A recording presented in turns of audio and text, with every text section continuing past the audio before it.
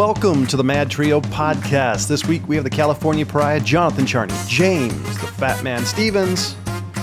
Hello. Rob, the old guy. From the world famous Rob Charney Show.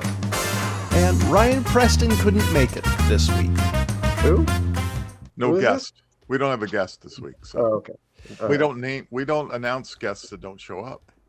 That's true. So I want to start with this one, okay? Because this kind of fell out of, news and just it pretty much got swept under the rug.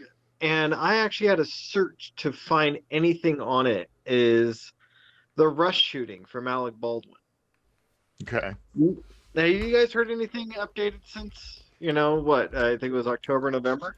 So there's some last week where he came out. He's trying to distance himself somehow and pointing fingers at everybody else. So what he's doing is he is demanding to be removed from all financial and any legal coverage. So any of his coverage for legal fees, anything of that, he's trying to get all that wiped away because he's saying that he signed with the producers that if anything happens on the set, he is not financially responsible.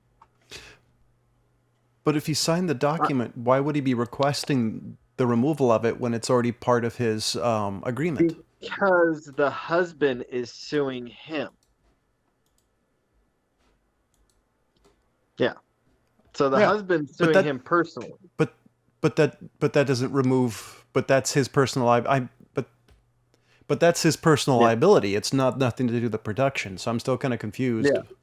So he's being sued for a wrongful death by Mr. Hutchins, and he's saying no, I'm not responsible for it, and he's trying to avoid all accountability for any of it because under his thing is he's saying that he was assured that everything on the set was checked and he didn't have to do any of his own checks. So I'm thinking, that's just terrible planning because, as far as I'm concerned, you get handed a gun, even if it's not supposed to be loaded. What is the first thing you do? Yeah, you check it.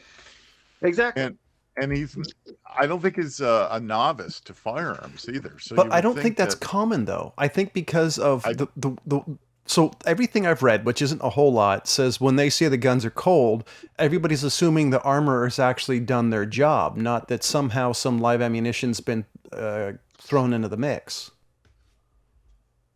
Oh, Ryan says he's here. Well, he has to click on the link. Oh, let's add him into the show. Oh, he doesn't have Facebook. And he should. According to this, you don't need you don't need Facebook. According to what I sent. Okay, where did you send it to? His email. Did you send it to his email? Yes. All right. Talk about Are we going to start? Are we going to start the show over? Yeah, we're going to have to. No, I say we keep rolling, and Ryan calls in. So I got something I find interesting. If we're done with the Rust case, because I'm done. I just wanted to bring that up that he was just trying to distance himself. I had heard the same thing on the Rust situation, and I was thinking about it a little bit, but not having been on a movie set as an armorer in any way, shape, or form, I really don't know how that liability really falls to the actors. Because if you think about it, look at all the shows that we watch that involve gunplay of any type, whatever it may be, and there are tons of them out there. And so, is every actor, is every person that's shooting a firearm on a movie set, are they all responsible for checking all their own ammunition? How does that work for the guns that are simulating full automatic weapon fire? How does that work?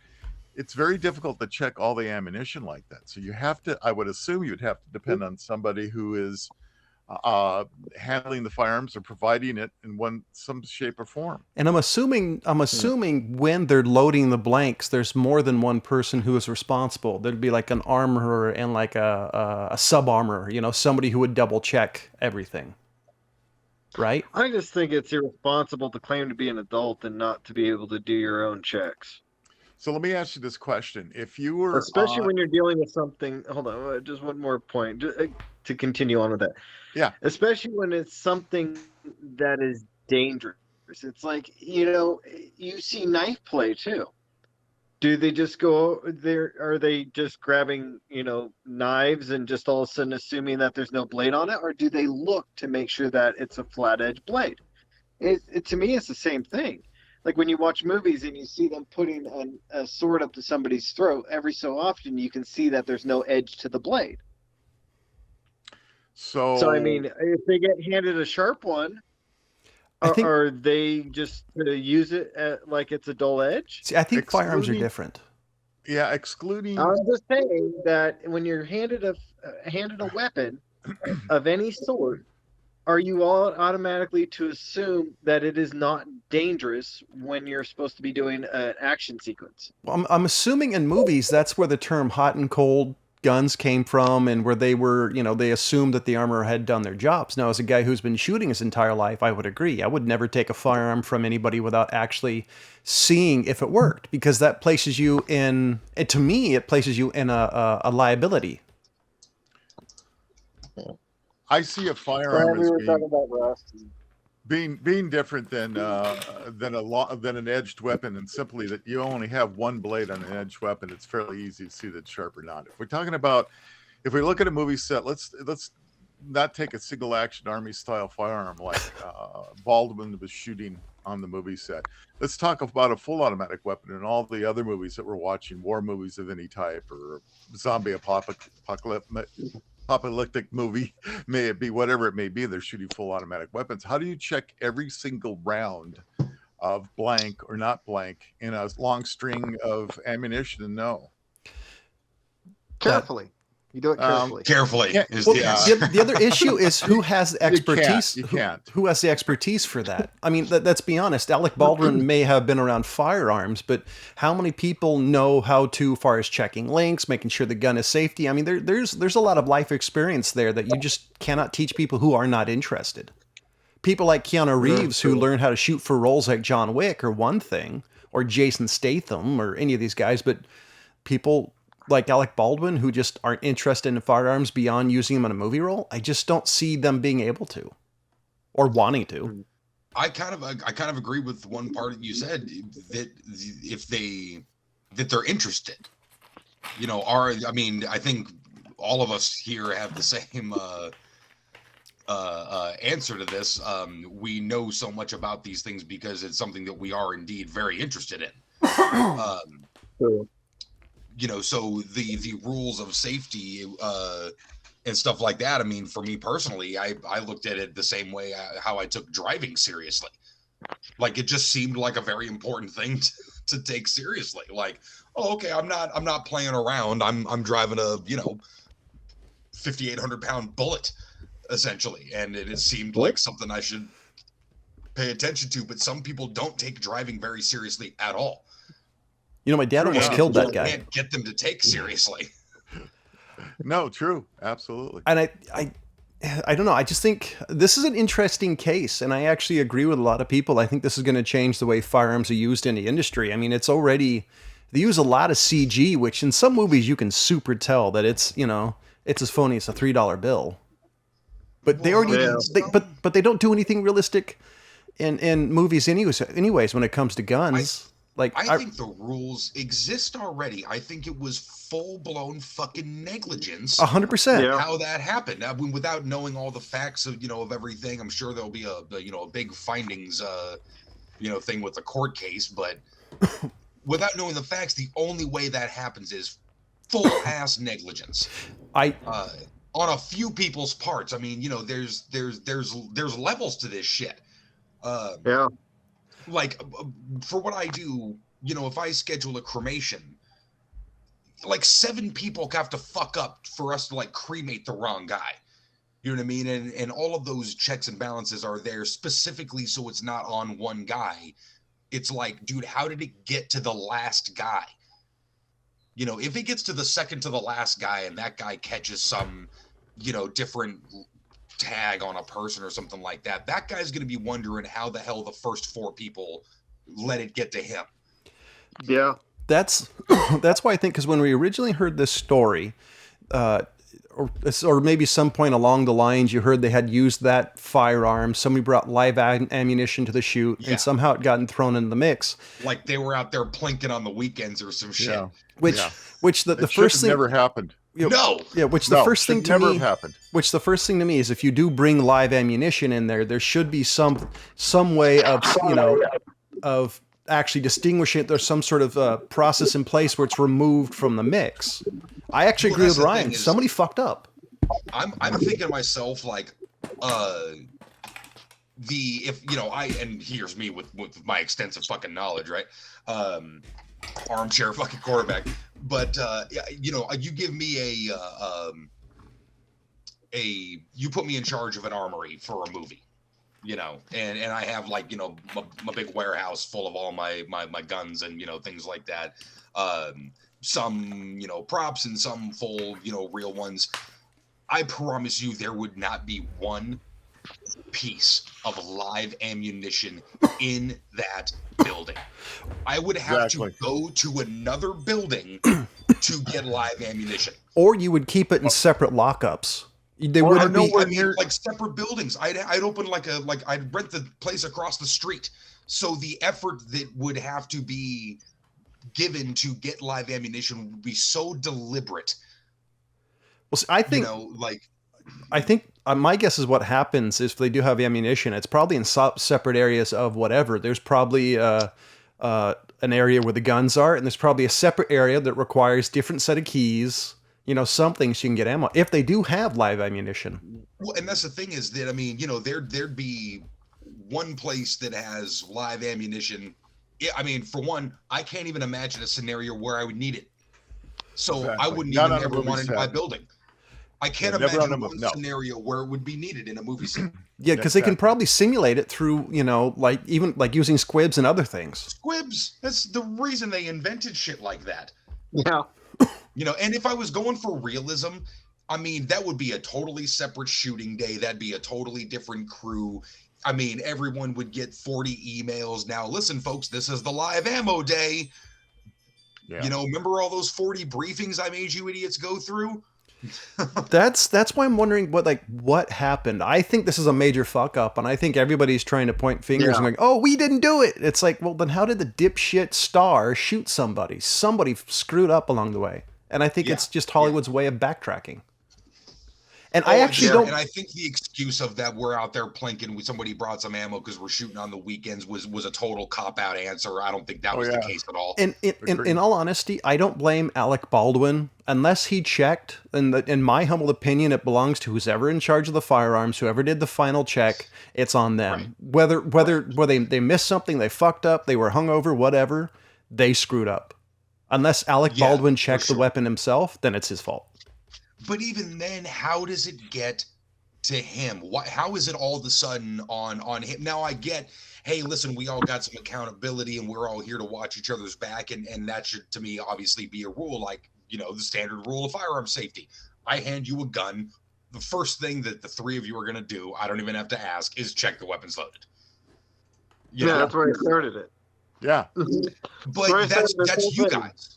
That's you guys. That's not Alec. If I'm the armorer, that's one of those things that I'm telling my team is like, it's never. If I watch that guy check the ammo and he shoots somebody, I'm still blaming one of you. So I think we've kind of talked this to death. I do think this is something that is going to be not only is going to be revolutionary, positive or negative for Hollywood, but I think this has repercussions in civilian world. So we're definitely going to see what happens. Yeah, the second the 2A community is definitely kind of, but the 2A community, aside from being eyes on this thing, is so disgusted by the same things that we are. Every single person that I've talked to about this is like, how the hell did that happen? Yeah. Not one person I know who's a responsible gun owner can understand how this happened. Yep. We'll see. Exactly. I did want to talk about something that I just heard about. I'm going to have to bring a little bit of backstory to this. And according to democracynow.org, this is from June 26, 2020, in racial justice victory, Johnson & Johnson to pay $2 billion to women in asbestos-laced baby powder suit. Johnson & Johnson has been ordered to pay $2.1 billion to a group of women who develop ovarian cancer after using talcum powder contained with asbestos. Johnson & Johnson heavily marketed the powder to African American women despite warnings that the product could cause cancer. 6 of the plaintiffs in the Johnson & Johnson case have died. There was asbestos in fucking baby powder? And talcum powder. Uh-huh. Now, wow. Here is something that I just heard today, and I was so fucking shocked. I'm like, I got to bring this up. So talc cancer lawsuit plays critical role in exposing Johnson & Johnson unethical experiments on prisoners. So shit. Now, I'm curious. Now, we're not talking about they weren't part of the saltpeter experiments, right? The Tuskegee experiments? No, saltpeter.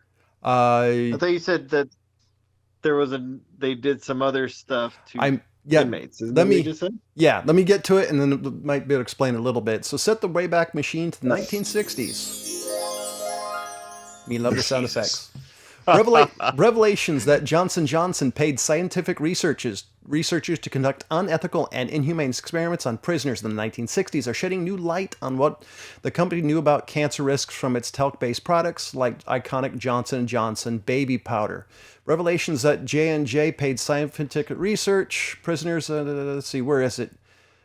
So the story I heard.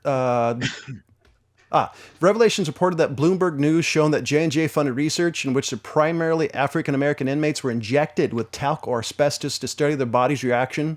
The reports indicate that J&J was aware of the health risks of its talc products for decades, but never placed warning labels on the products.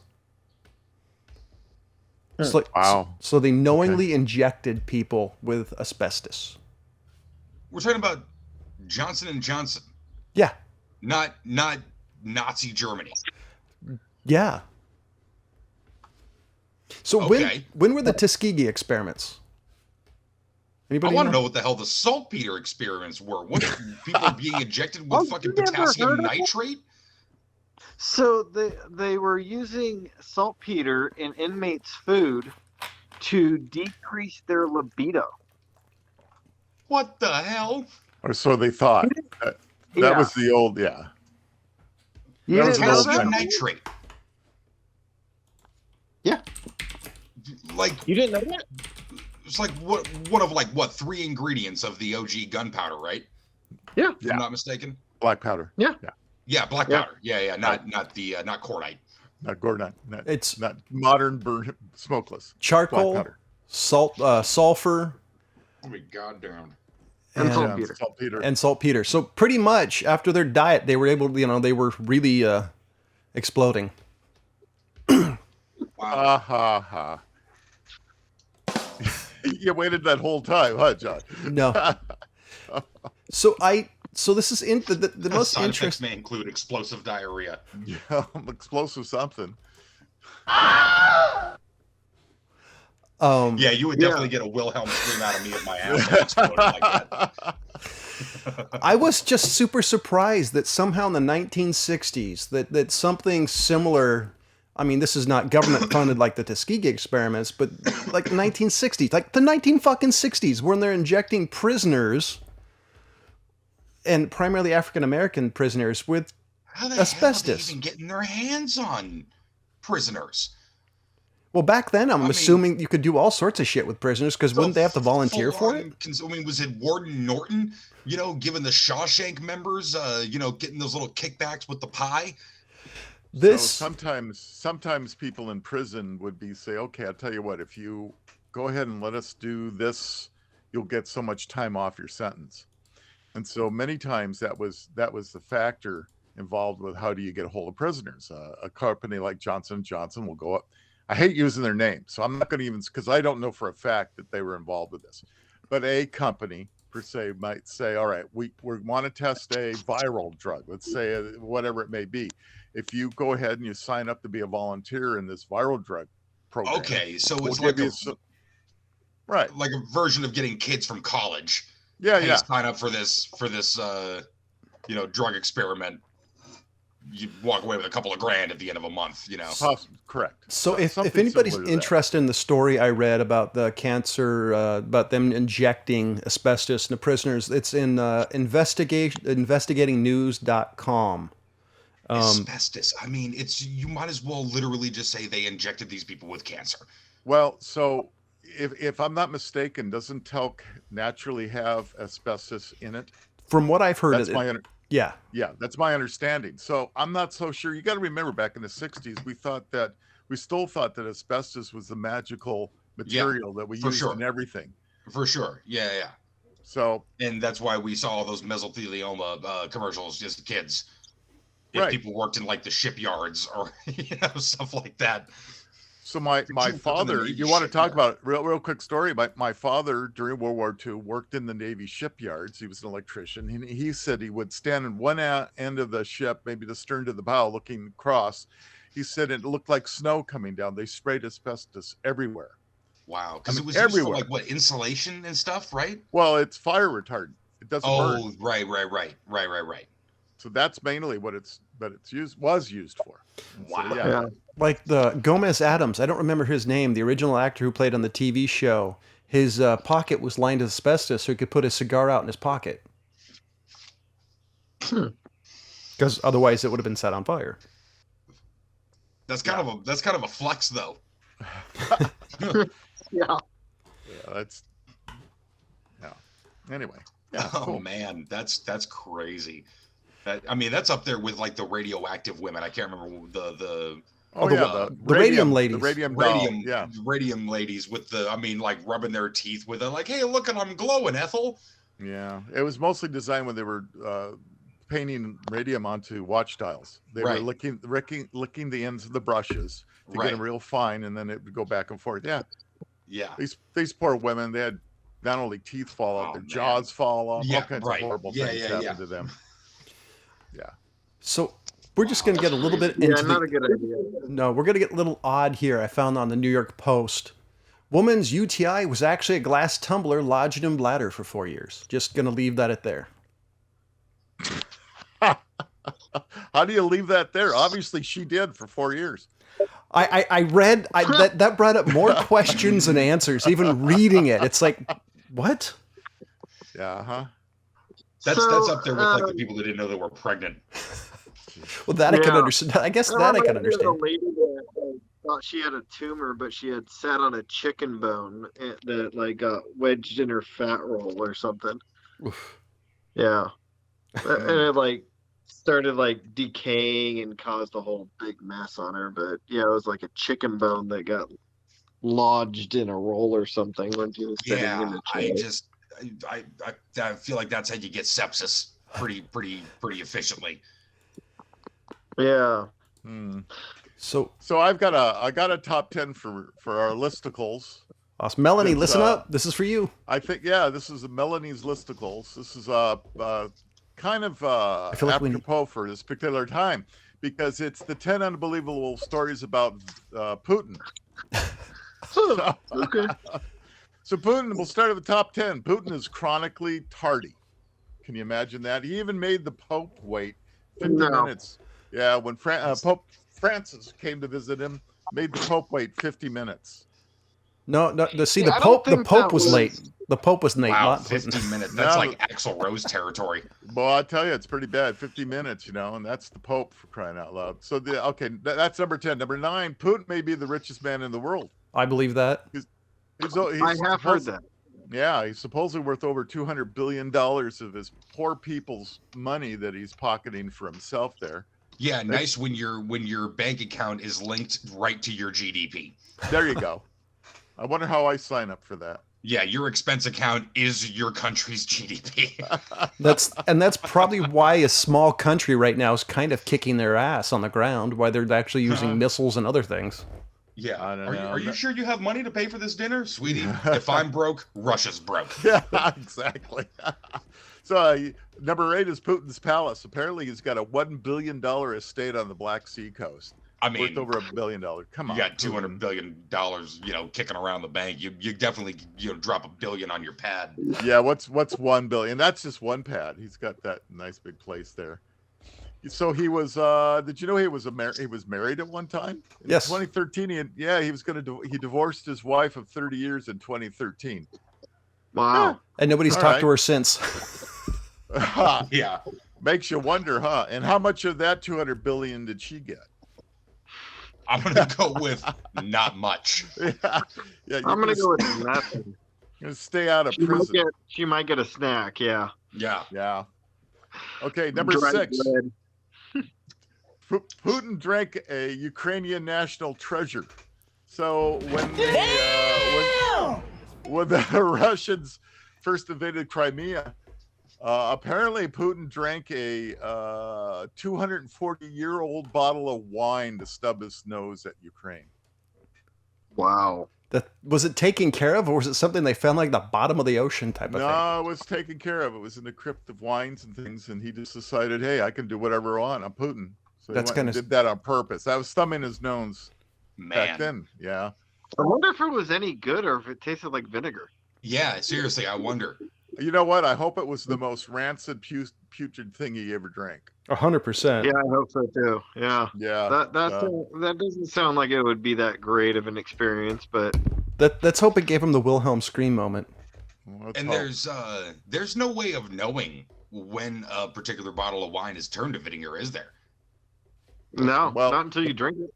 Yeah. Well, you pop the cork. It's usually. And can it? No. I hope you drink it blind. Can it make you sick? Like, how do they Yes. know? Like, how do they know it wasn't completely like there was like microorganisms in there? Like, could have made them just. Well, Well, the they whole haven't thing been is there since they were bottled. he did it just to thumb his nose at everybody anyway. He didn't Well- care. He just did it. Here's Yeah. your Well, national John- treasure. John, if it's got alcohol in it or it's to turn to vinegar, there's not going to be very much things living in that. Damn Yeah, it! I think even vinegar is gonna kill everything. I was kind of hoping he would poison himself. Yeah, no, I realized that. What's the next? So number 5, Putin may have stolen a Super Bowl ring. So get this. I heard about this On Joe Rogan. So in 2005, New England's Patriot owner Robert Kraft was visiting Russia, and he met Putin, and it was believed that he gave Putin his Super Bowl ring, and that was supposedly the official cover story. But Kraft apparently said, no, I didn't really give it to him. Somehow it just disappeared. Yeah, he's like, oh, So let me take a look at pretty that. Oh, here you go. Oh, where's my ring? What ring? What ring? Yeah. Yeah, exactly. I didn't have a ring. Proof you had a ring. It's like, Yeah. so it's like, what are you going to do? You're in Russia. You're going to call, Putin a liar? It ain't going to happen. You're not going to get out of there. You try to do that. He used to make people disappear for a living. I mean, that's. That's right. Yeah. Number 4. What, 15 years with the KGB? Whatever it may be. Who knows? Although Director of the KGB. Yeah. you know what? I've heard some. I was reading an article recently about the KGB, and they were talking about supposedly Putin being this hotshot KGB person. Nobody who was anybody in the KGB even heard of Putin. Really? Yeah, That's no, interesting. no. That's actually comforting. He was like a secretary or something. He was. Funny. It was nothing. But I could say that sitting here. I'm not going to say that sitting in Russia. So number 4, Putin's a musician. Who knew? Apparently, the guy can sing and play piano. Who knew? I would have swore it would have been the fiddle. Kazoo? The kazoo. Can you The imagine triangle. Can you imagine the nervous laughter after that guy's done with the recital? Even if it's yeah, exactly. Even if it's the worst, didn't matter. That's wonderful. It's the best we ever heard. Of course, he sounded great. You're gonna be hearing this exact. You're gonna be hearing this sound effect. And that's why I don't believe testimonials. That's right. So number 3, in 2015, Putin began one of the most bizarre public campaigns in history of Russia, boycotting against European foods, French cheese, Polish apples, and other things. He said, no, they're horrible. You can't have them. Polish apples? Are the Polish known for apples? Apparently, I guess. I thought you were going to say I guess sausage. in Europe. That's all I know Europe, Poland for is sausage. And Vienna. In Vienna. Jonathan. Both of you guys, you're banished. I just found out yesterday. You are fake news. I found out yesterday Mongolian barbecue was invented by a Chinese man from Beijing in the 50s. Are you surprised by that? No, it was actually kind of nice to hear because I had this idea that the Chinese had this kind of like, haha, fuck you, Mongols. We co-opted your name and are selling it to fat Americans now. Did you ever bother to look where the Mongol Empire was? Oh, don't even get me started, Rob. All right. You don't get me So started, man. You don't have 4 hours to get into this with me. Okay. Yeah, right, let's hold off on that. Number two. Number two. Who knew that Putin loved American literature? Who knew that? I hope his favorite book is Moby Dick. That's actually really surprising. Yeah, That's really surprising. Yeah, he liked a number of things apparently at one time reading Twilight American books? literature. Well, because so many of the 50 Shades of Grey. Yeah, so many of the analysis that I've heard, this last handful of weeks and days, has been about how there's such a disconnect, or at least this is a refrain I've heard again. There's such a disconnect between the way of thinking, between the value structure, between U.S. and America. Between U.S. and Russia.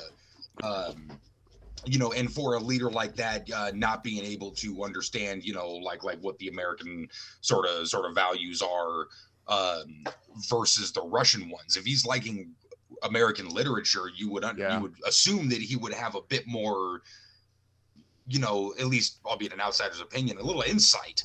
Yeah, well, supposedly in 2011, he talked about some of his favorite books were by Hemingway. Things like For Whom the Bell Tolls, Really? Farewell to Arms, Old Man in the Sea. I mean, yeah, so who knows? That's surprising. I know.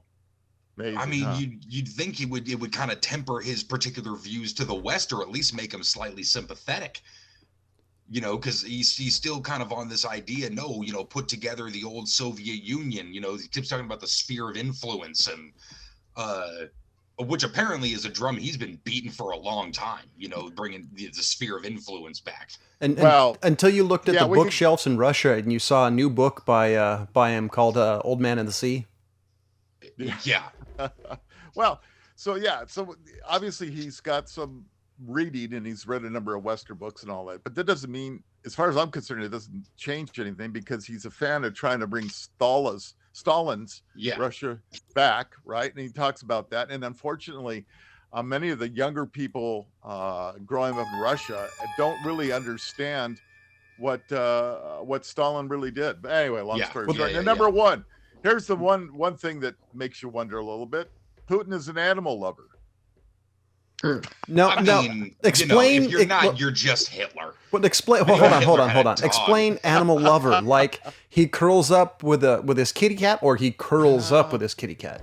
He's got a lot of dogs. I don't know, but his kitty cats. Yeah, he better not be a cat person.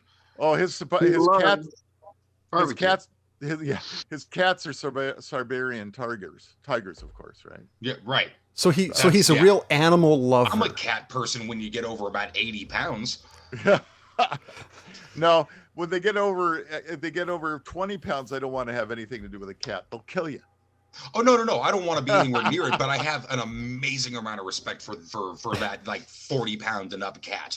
Here you go, Mr. Putin. Here's a kitty cat for you. So this little shit with the zoomies running around my apartment gets no respect out of me. So talk about who we have an amazing amount of respect for. Ladies and gentlemen, we want you to check out our sponsor, Audacity. That's ODDSSITY. Go to their website at ODDSSITY. Get 10% off your final order from Audacity with the keyword MadTrio, all caps, all one word, for 10% off your final order. Audacity. They're great. I forgot they're yeah. Well, you know what it was? It was the trains in the background from Montebello. Audacity, the unforgettable party game for mischievous people. And for all those about who actually listen, take a drink. John screwed up again. Yeah, you're gonna die if you do that. Start that drinking game. Yeah, you don't want to go blind by the end of the episode. So, interest. Oh, okay, James, go. In John's dream world is supposed to be happening this summer. All over the East Coast, there are going to be giant spiders falling out of the sky, according to the University of Georgia. You are fake Have you heard of the news. Jorah Spider, John? No, that sounds horrible. So it's about the size of a man's hand, or a child's hand. What? Sorry, child's hand. Fuck me sideways. About the size of a Seriously? child's hand. Hopefully not my child's hand. And they're native to Japan, and they believe they came over on shipping crates. And it's basically taken over the East Coast. And they do what is known as ballooning. So they make the little silk and ride the winds to new areas. And they believe that it's going to start falling all over the East Coast. Well, scratch a few places off my bucket list. Yeah, nothing like going to the old North Church, and next thing you know, the spider the size of Andre Giant's hand falls on your head. Yeah, no shit. Oh, look, Faneuil Hall. What the fuck is that? It's funny. So I'm actually looking this up. Everything says palm size, but they don't explain whose palm. Palm size. I don't give a fucking shit whose palm. If you're talking my cat's palm, that's too damn big for that I would be spider. happier if it was James's son's hand than Palm Andre the size. Giant. Well, yeah, true. I mean, But let's I'm be saying, honest. If it's here. James's kid's hand, I'm still losing my mind. So it's In fact, I actually almost hope it's Andre the Giant size hand, because I can dodge that. I'll spot that shit in the sky from a distance, and try to gauge my juke movements. I have to admit, though, I think we just invented a new game, Joro Spider Skeet. Oh, I mean, there will be a lot more than a. Wow. What was that? So hold on. So horrifying, whatever the it Giro Spider at a glance, going by the scientific name that I can't pronounce, the Giro Spider measures about the same size as a banana spider, with body size roughly 2 inches. Females have yellow and black stripes on their back with bright red markings on their undersides. The male counterparts tend to be shades of brown. Their three-dimensional webs are golden in color and tend to be high off the ground, those of other close relative spiders. So basically, you're going to get a lot of people saying it's raining brown recluses. Yeah. Yeah. Oh, that's a sight bigger than a brown recluse. We need to torch the East Coast and rebuild.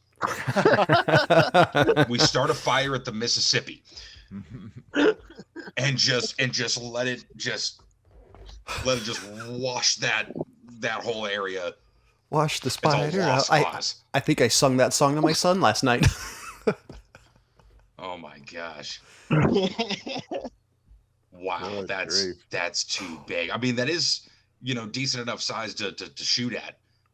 So the golden. Yeah, just about, huh? So the spider has a 77% higher heart rate and can survive a brief freeze, all which indicates a better survival in cold environments. Yep. Yeah. Oh, so they won't bite Man. They won't bite humans unless they're cornered.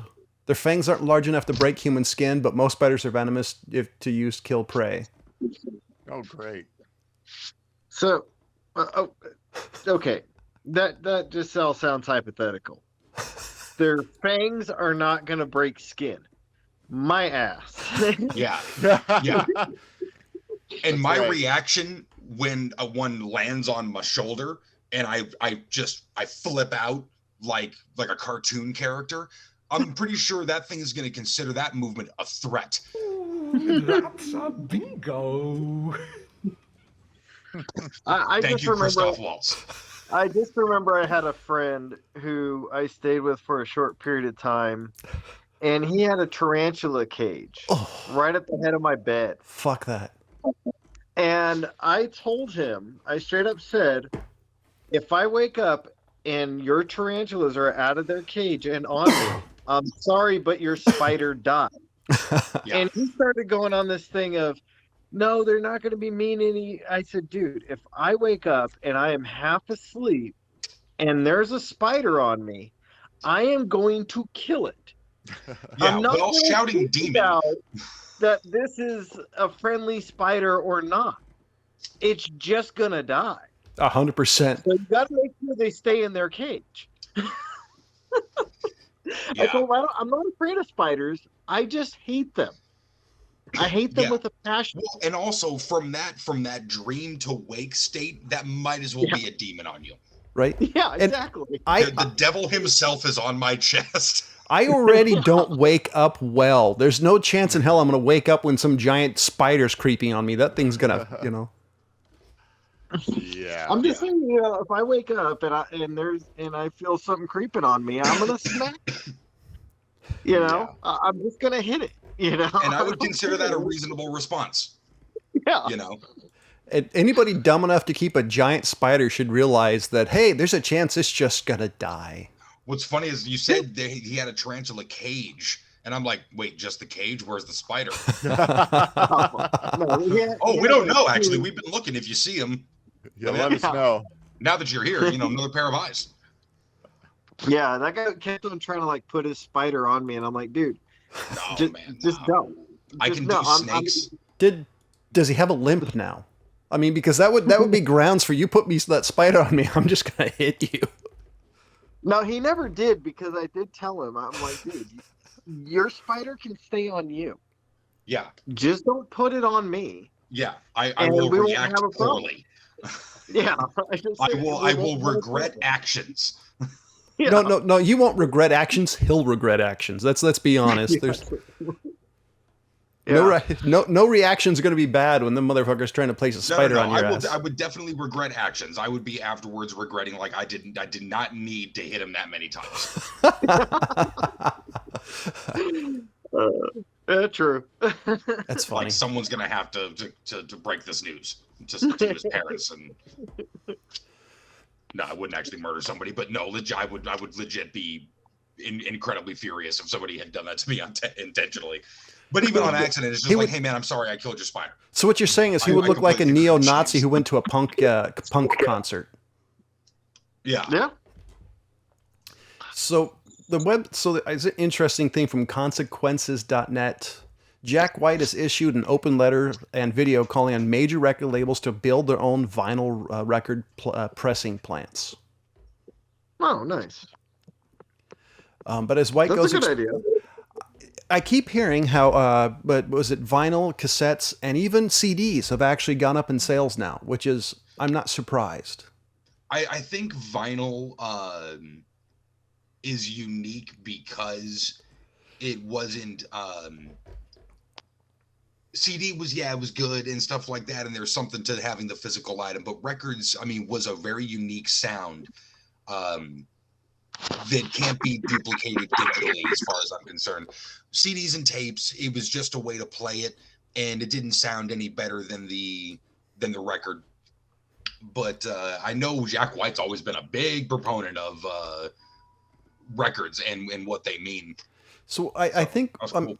I know for me it's the experience when I actually get a chance to listen to my records, right. Even though they're a little warped now. It's experience. It's sitting down and just listening to it, because like everything now, digital music, even CDs, I'm doing shit while I'm doing it instead of sitting down. Like my favorite record that I own is still Days of Future Past, because you got to sit down and chill and just have an adult beverage. You're almost like you have this appointment to sit down and put your focus into doing that thing. You exactly. Put your headphones on, you know what I mean? Like the OG fucking hi-fis and, you know, stuff like that. So cue the old guy who used to do that. What do you think? We didn't have a choice back in my day. That's all there was, right? And you couldn't wait. Oh, well, you know, tape was coming out. 8-track was becoming the thing. And then reel to reel, of course, was the best invention, because I copied all my vinyl to reel and reel tapes just simply because you click it on and you got 6 hours of party music going. Yeah, reel to reel, you could have a lot of time on. Oh, it's great. It's great. But in the early days, I mean, for me, for vinyl, it works really well. By the way, it still works very well. If you want to do it. It's like 6 LPs. Yeah. Oh yeah, you could, or more. Was that more? So yeah. Was that recording mono or stereo? Stereo. Wow. Yeah. Because it was Real still to this day still great. Still a great way of taking your vinyl. And you got to remember, vinyl wears out. So Yeah. no matter how many times, if you play your favorite album, 100 times, every time you play it, that the sound progressively gets worse and worse and worse. So you always want to preserve it. So there's a benefit, putting something on tape or whatever it may be at that period of time. That was a real benefit. So that's why we didn't play albums all the time. Yeah, I think pressing vinyl again is not a bad idea, because it does force you to, if you got a whole album sitting there, at least half the album's on one side, you're going to probably play through it all. You're not going to be skipping songs like we do today in today's digital age. But yeah, the convenience outweighs some of the coolness of the vinyl. And then you got to remember also, I go back to the tube amplifiers on it. It always had a warmer sound anyhow, no matter what you did. And so things, in the digital world, they're sharper. And so there isn't that warmth there with music. And a lot of the musicians and artists back then were really trying to utilize that warmth and that particular sound you got on a record as part of character in their song. So they would, and I'm going to misuse this term musically, but they would tune to it. You know what I'm saying? They would understand that it's there and make their record with that in mind. To again capitalize on that warmth or to negate it in general. So when you compress it or remaster it for a different medium, it is kind of taking away, at least from some artists, original way they wanted you to hear it. Well, considering that was the only mass-produced way of getting music out was records anyway. Yeah, they did record to that sound, but nowadays everything is recorded to whatever medium it may be, from DVDs to Blu-ray to CD to movies to whatever it may be. It's all mastered to that particular sound. Yeah.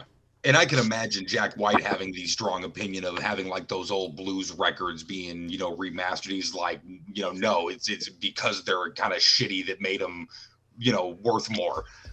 I would tone back the shitty. I just think it's the low quality compared to now. Yeah. No, agreed. Well, I think, dirtier, let's say. I like that. Well, there is something to that music, that early, like some of the early jazz music and some of the early music that's out there. You've got so much of the noise in it being part of the whole experience that it almost becomes part of the whole experience. Not that they meant it to be when it was recorded, because that's all there was, back in the teens. So, but that's the way it was. Like Lead Belly, Sun House, some of the older guys who were the very early stuff, right? There was a documentary that Jack White was in. I don't know if you guys had seen it, called "It Might Get Loud." I've heard of it. I haven't seen it. It's with Jack White, The Edge from U2, and Jimmy Page. All get together and basically just have this kind of like long conversation about the guitar, and I think that was sort of the quote unquote theme, but they kind of just shit around and play together and just talked about their musical stuff, and those three having a conversation was absolutely worth a documentary. That was a good one. It Might Get Loud. It Might Get Loud. Yeah, I watched it because you told me to, Ryan. It is a good one. Yeah, just interesting. You start realizing like oh, Jack White is kind of I think he's kind of a genius, and I think kind of people don't realize it yet. So it looks like it's on Amazon Prime Video if anybody wants to see it. Oh, nice. I'll have to check that out when I get a chance. I think I told you to watch it a while back. I've probably seen it, but I don't remember it, to be honest. I don't know if you ever watched it, but I remember telling you about it after Ryan told me to watch it. So SpaceX aims to send Starship into orbit in May.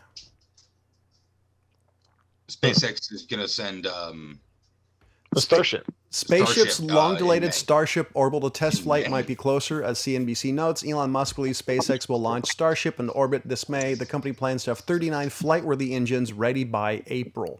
And this thing is just supposed to be a boatload of rockets. I think 39, I don't think it's the most powerful rocket made, but I think it's up there now. Hey, don't forget it's a test too, and SpaceX had a lot of failures in the beginning. This may not be successful. Oh yeah. Which, oh no, these are the ones I look forward to maybe as much as like the manned missions, just because damn it, testing rockets. Yeah. This is why I love SpaceX, because even Jeff Bezos's Blue Origin, one of his engineers said nobody can do what Tesla does, which is they blow shit up, they figure out why, and they fix it. Yeah. And I think that to me is engineering at its finest. And it's at its core of just like, well, fuck that up, back to the drawing board. Yeah. This is like the right stuff. They're just hopefully less deaths. Yeah, I mean, well, that's the amount of tests they did before they put somebody in that damn rocket, going to the space station. I mean, was admirable. Yeah, but how many monkeys and dogs and rats? I mean, well, that's early. You blame it on early NASA. We're sacrificed. standing on the shoulders of giants here, man. That's right. Standing on the bodies of monkeys. And Yeah, right. And God bless those monkeys. My In the early gamer day. handle for the last fucking 20 years has been Space Monkey because of that. And now all of a sudden he's going to get one extra. Hey man, I want to be your friend. Hey, I didn't say which Space Monkey. There's a lot of us apparently. Yeah. Oh, We're not even talking about China and Russia and their animal testing. Yeah, no kidding. That Russian dog. And one cosmonaut. Talk about Xbox. I just had to send my Xbox Series X into Microsoft for repair. The actual CD DVD drive was actually one of the gears broke. I think my son stuffed in something. So anybody having like a CD tray break and so it goes dunk dunk dunk dunk dunk. So this is my first. This is my first experience actually dealing with Microsoft's repair. Okay, hold on a second. Let me just, before you say anything, if this is, I'm going to make a prediction. Yes. My prediction is that they were wonderful.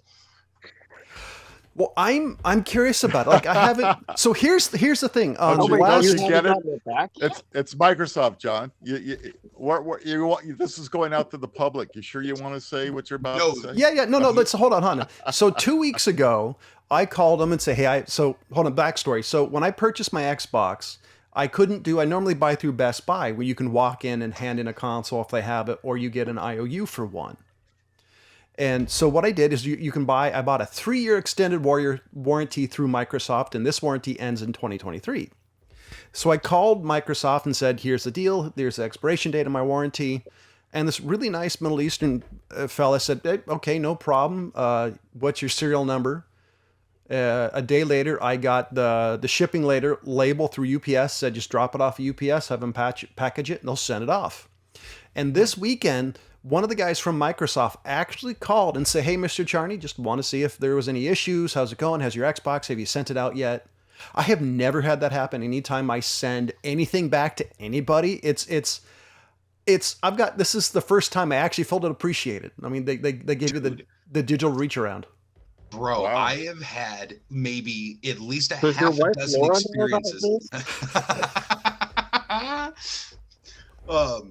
I've had like at least a half a dozen experiences having to call Microsoft Xbox specific customer service. I swear to you, by a mile and a half have been the most helpful customer service people I've ever dealt with in my life. It's weird. It was weird. So the best customer service I ever happen to have is involving a software I use at work. So they're the mark, because it's a very small, well, actually it's a very large company, but it's a small part of the company that actually helps with the software. And so this is the first time I've ever actually dealt with something close to that, where they call, they ask, they give you the number, they double check.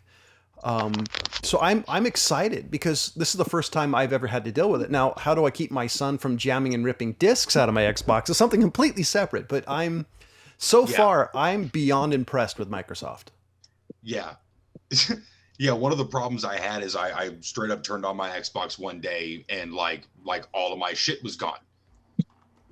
And I mean, I couldn't figure out for the life of me why. Now I don't immediately started in 8, you know, when I call customer service, you know, I'm always, you know, incredibly polite because, you know, I'm trying to get something out of this here.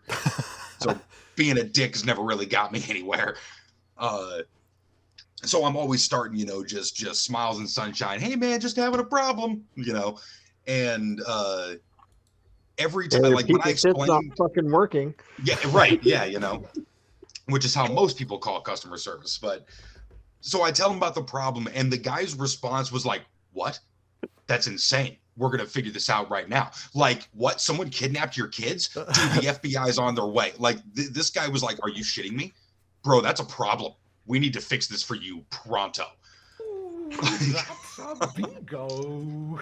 I was pretty taken aback. I was like, "Wow, man, you seem almost more upset about this than I do. This is great." So it's funny is this might have been broken for like 6-8 months because I've been playing. So I bought the new Halo Infinite online, and then I bought Cyberpunk online. So those are the 2 games I've been playing, and I was like, well, and I wanted to play a different game, and was actually in the process of possibly buying the Elder Ring or whatever it's called. And so in the process of all this, I realized, hey, this shit's not taking a disc. Yeah. And so I'm excited because the only thing I wish they could have done better. Like, it's just like, this is going to be nitpicky. Send me a box. That's it. So far, this has been the most amazing thing I've dealt with customer service wise. Yeah, good for them. And it's, well, you wouldn't have been able to ship pretty it sooner surprising. if they sent you a box. So when what I did, because what they recommend is package it yourself and go to UPS. I actually had UPS do it because if I buy a roll of bubble tape, my son's gonna inherit it. I'll never get rid of the damn stuff. So I went to them, had the package. It was just amazing. Yeah. It's I mean, it's such a big company. Maybe it's just the type of people that they hire. You know, or are just like, the guy was legitimately just like, wow, that sounds like a shitty problem. You know, let's get that fixed for you, dude. Yeah. Oh man, I got kids too. Yeah. Matter of fact, he's broken 3 of mine. Like send it on in. And let's be honest, so far Microsoft's help has been better than any time I've ever contacted Dell. That's Dell. Your customer service sucks from my personal experience. No, I'm telling you, the most of the customer service experiences I've had have been barely helpful at best. Like, this whole experience with Microsoft is in stark contrast to almost every other experience. I've got 2 favorite customer service experiences. One was through HP and my mom's computer lost a hard drive. And I knew what it was starting up. It's literally, you would have to not like be a complete noob when it comes to computers to realize your hard drive had died. And so called up customer service. I said, this is what happened. Hard drive had died. The guy said, well, Mr. Charney, we have to do this. Like, okay, you got to go through your stuff. And like an hour later, it's like, hey, Mom, can you do this real quick? I got to do something. Like an hour after that, I grabbed the phone from my mom and said, here's the issue, here's the issue, here's the issue, here's the issue. Oh, well, hard drive died. We'll send you a new one. Why didn't you just say that 2 hours ago when I told you this? Because he was having my mom do some very obscure shit that I was questioning what was the purpose of it. And the second time is I bought a Dell XPS. It was one of their fancy computers at the time, and something was wrong. So I called them, got a Middle Eastern dude. They transferred me to a surfer guy, and I literally said, "Can you transfer me back to the Middle Eastern guy? I understand him better." Yeah. Oh, don't be like that, bro. That's pretty much. It's like, bro, dude, you just do this. And the shit's like, hey, hold on. That's just go back to the Middle Eastern dude. It's the same guy. He's just practicing different accents. Hey, I would be cool with that. Is go back to the accent man. I get. Yeah. Well, we all know you love a Russian accent. This is true. Yeah. But I swear I used to think like, oh, maybe it's just, the type of jobs nobody gives a shit, or, something like that. So it's no secret I work at a mortuary. The amount of people, it's not, I don't think. The amount of people who have called, just over the years, and I'll just give them some info, whatever, walk them through something. And they're like, oh my God, dude, you're so nice. The last guy I talked to was kind of a dick. I'd buy that. Why? Why would you be oh well. Why, right. So there's my reaction, and I feel there's a normal human being reaction. Yeah. Of like, what? Why would even if I'm having a shitty day, like it makes me a shitty person if I'm a dick to you. I think especially in your profession, being a dick to somebody is super shitty. If I fucked up your meal at Applebee's, I don't give a shit. I'm gonna make fun of you in the back because I don't care. You know, like what's the worst that can happen? I can get chewed out. You know, like I've been chewed out before. It's not a big deal. If I fuck up somebody's funeral, I'm the asshole that fucked up somebody's funeral. Yeah. I think that makes you a crazy person. Dude, if you fucked up somebody's funeral 30 years from now, 5 people later, they're going to be talking about the dumbass that fucked up Aunt Fanny's funeral. Like, this in weddings, you got like one shot at this kind of stuff. Yeah. You know, so it just seemed like the thing you're not allowed to be a dick about. I would say from my customer service experience, so I worked at the Spark, the Walmart, for a number of years, and the amount of people who threaten you at Walmart is hilarious. Like one year at working at Black Friday, you know, somebody snuck past somebody in line, and the lady said, "I was about to punch you." It's like, really? You're gonna punch me? And then somebody the same day said, told one of my annoying coworkers, "Man, I'm gonna shiv you when you get off work tonight." It's like, wait, first of all, who uses the word shiv? When did you get out of prison? And 2, seriously, shiv? What the fuck? Shiv. Like you routinely get threatened, and it's funny because I'm a fairly tall guy, so these guys would be, you know, they'd be fairly distant to you, or I'd be leaning, and then you start standing up, and they would look up, and it's like, come on, it's just annoying. Yeah. I guess there's a lot of people that just got to get something off their chest sometimes, man. Like, and I know you're just the guy that's there. I don't understand it. I know a number of people who are in retail, and we got to close this off, but I thought this was interesting, who worked in retail through the pandemic, and everybody I've talked to and heard from has said retail is worse now. Everybody's just a raging jackass. Yeah. Yeah, it's been brutal. Oh yeah! Thanks for the morning zoo sound effects. Yeah, you can't tell. I'd loaded my effects machine with a lot of great sound effects. Excellent. Yeah, somebody likes it. Excellent. So, ladies and gentlemen, for the California, ladies and gentlemen, for the California Pariah, for the fat man, the old guy, and holy shit, it's Ryan Preston. He showed up once again to prove that he can make it 2 weeks in a row. Ladies and gentlemen, as always, I'm trying to fuck up everyone's betting spread. Take a drink. As always, thank you for listening. Goodbye. Goodbye.